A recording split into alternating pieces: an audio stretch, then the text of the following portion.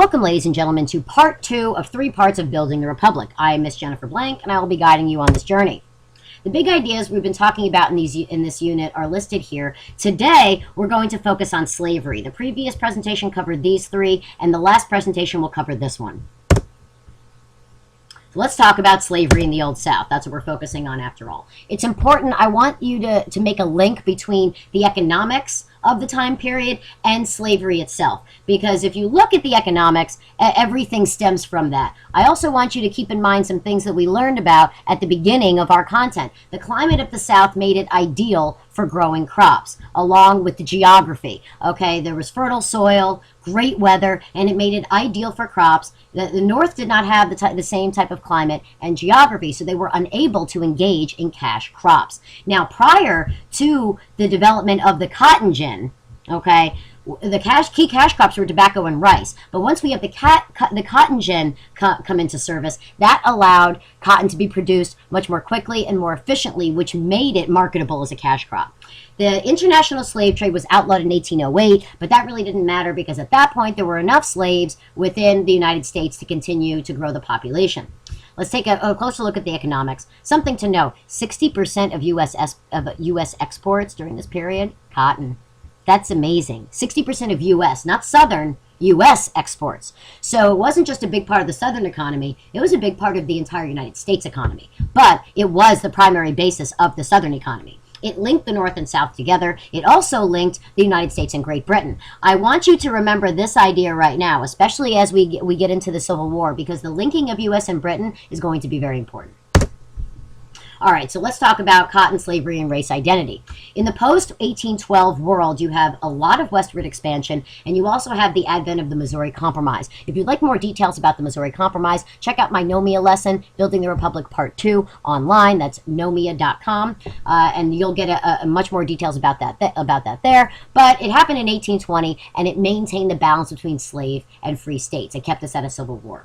Now, as we're expanding westward, we used our profits to buy more land. So I want to draw your attention to this little thing down here. So you have more land, which means you need more slaves to perform labor on that land. When you have more slaves, you get more crops. When you get more crops to sell, you get more profit. This, in turn, results in buying more land. You need more slaves, you get more crops, so on and so forth. So this was why westward expansion is so important to the issue of slavery, because it really made the expansion or reduction of slavery a major question. And of course, Southern identity revolves around slavery. It was rurally based. It was about white privilege over that of other races. And there was this interesting concept of honor, which we'll explore in later slides. We also had this distinct fear of uprisings in the South. There were 2 such uprisings we're going to talk about, one in 1800 and one in 1822. So let me give you some statistics. 19 out of the 55 signers of the Constitution owned slaves. I would like my students to perform that percentage. What percentage is that? And it's significant. I will tell you that. That's important. A majority of the Southern congressmen owned slaves, and 4 out of 6 presidents, up to and including Andrew Jackson, owned slaves. This is interesting. I'd also like you to figure out that percentage. $25 million in U.S. revenue versus $1 billion in slave property. So when you're talking about removing slavery, the Southerners are looking at you saying, you are taking away $1 billion from me.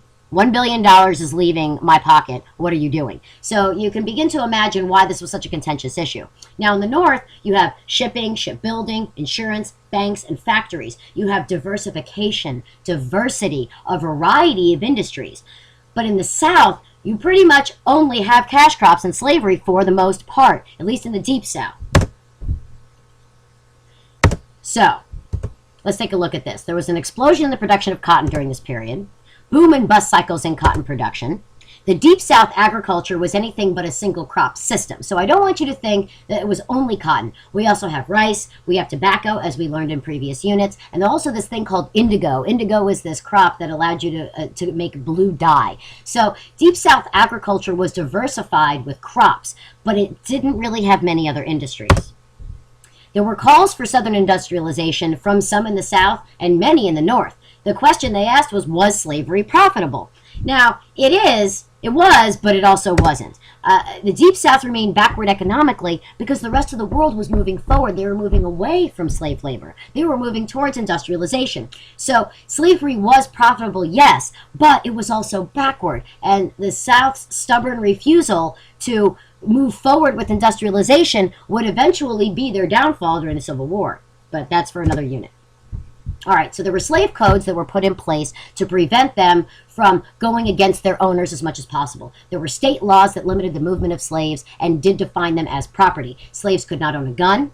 Their marriages were not legally recognized. They were not allowed to have alcohol. They had to obtain passes or permission directly from the owner to leave the plantation. It was illegal to teach slaves to read or write, and legalized homicide was used as punishment. It was legal to kill a slave who went against your orders, to serve as an example for the rest of the slaves so that they wouldn't do that. So basically, the law said you can kill another human being. Unfortunately, the Southerners didn't view slaves as human beings for the most part, so this was a form of legalized homicide.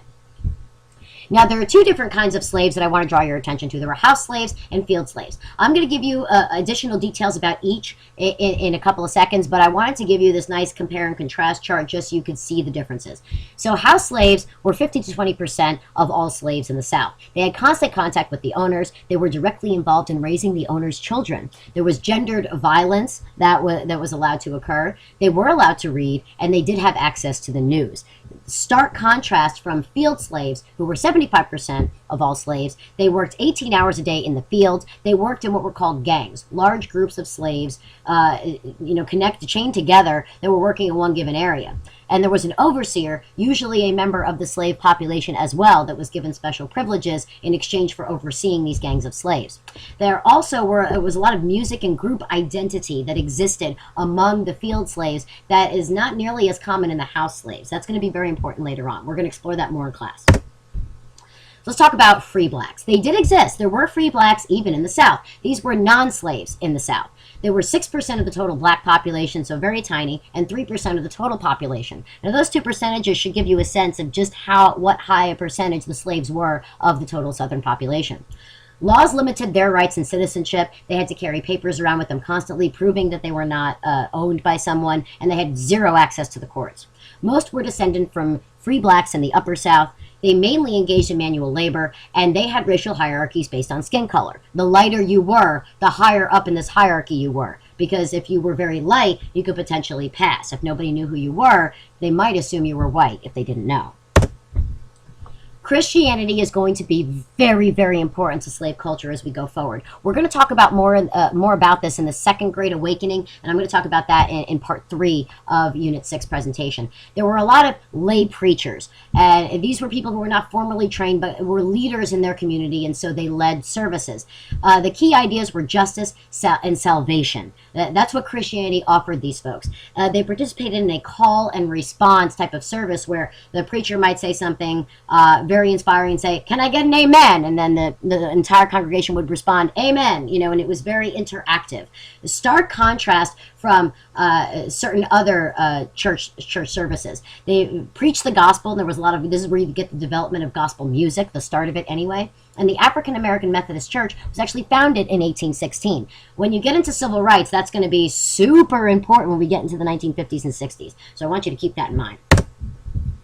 There were ways for slaves to resist. They could do a few things. They could work slow.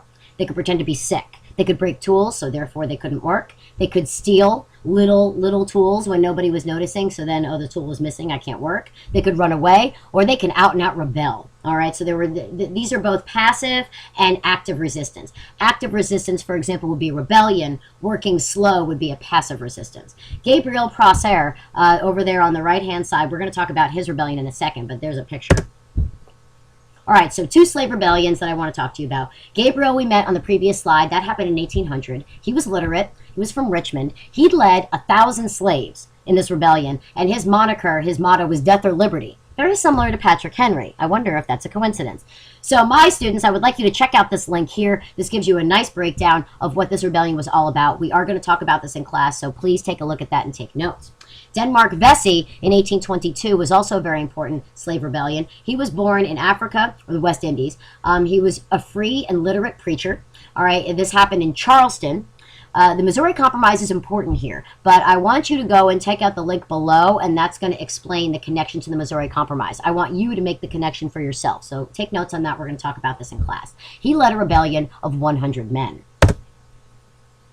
So the planter class, let's talk about what these people were all about. So with the planter class, which were the big plantation owners who had tons of slaves, this was a small percentage of the white population in the South, but they had all the power and all the money and controlled most things. What they told everybody else was that slavery meant that whites were equal. But that was not the case. What actually happened was that it created severe inequality among white people, which is interesting that white people never thought about this. A typical Southern planter wanted to have a social status that was similar to European nobility. They believed in this idea of the Southern cult of honor, which I mentioned a little bit earlier. Now, in order to find out more information about this, I want you to take a look at this link down here. That's going to give you nice details about what this cult of honor was all about. All right, so African-American religion, we've talked about this a little bit, but I really want to make sure that we understand. There was inner resources and dignity to resist slavery. There were ways that African Americans could find hope. It was the cornerstone of emerging African American culture, and free blacks were actually able to form the first African American church. I mentioned that one earlier. Remember, that's going to be very important for civil rights. Slave family life was interesting, was diverse, and had a lot of depth. There were very, very strong slave marriages, even though they weren't legally recognized. They had close, affectionate relationships, and their greatest fear was breakup by sale. At any given moment, because their marriages and relationships with their children were not legally recognized, children, wives, husbands, sisters, brothers could be sold off, and they would never see each other again because they'd be sold to completely different plantations. So this was their greatest fear. Because of this, there was a huge importance of extended families. Children, when they were sold to another plantation, were adopted into the family and raised as though they were this family's own children. So the importance of extended families was very key. And there was a vehicle for the transmission of African American folk tradition, ideas and cultural connections that people carried with them from their homelands into the United States, into slave culture. Big picture ideas was, as we move forward, the Southern economy becomes more diverse. Slavery in the Upper South declines, largely because of immigration, provided very cheap and flexible labor, and it was similar to the North because of geography, and they were able to put up factories so they didn't have to rely solely on cash cropping. There were changes to the economy that made slave owners more worried, particularly the development of the factory system. There were more rebellions. You have the development of the abolitionists. I'm going to talk about them in the next presentation. Westward expansion, and as a result, they made slave codes more harsh in an attempt to maintain control. So I hope this was useful. This is the end of part 2. I will see you in part 3.